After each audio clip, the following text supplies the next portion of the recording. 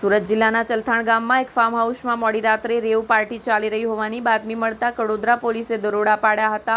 આ દરોડામાં પોલીસે વિદેશી મહિલાઓ અને દારૂની મહેફિલ માણતા 9 લોકોને રંગે હાથ ઝડપી પાડ્યા હતા। ઝડપાયેલા આરોપીઓમાં ભાવનગર, અમરેલી અને સુરતના લોકોનો સમાવેશ થાય છે।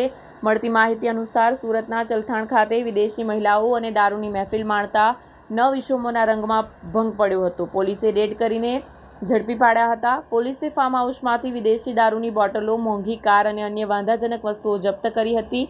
પોલીસની પ્રાથમિક તપાસમાં જાણવા મળ્યું છે કે આ લોકો છેલ્લા ઘણા સમયથી આ ફાર્મ હાઉસમાં આવી રેવ પાર્ટીઓનું આયોજન કરતા હતા। આ ઘટના અંગે કડોદરા પોલીસે વધુ તપાસ હાથ ધરી છે અને ઝડપાયેલા આરોપીઓ સામે કાયદેસરની કાર્યવાહી શરૂ કરી છે। આ રેવ પાર્ટીમાં અન્ય લોકોની સંડોવણી છે કે કેમ તે અંગે પણ પોલીસ તપાસ કરી રહી છે।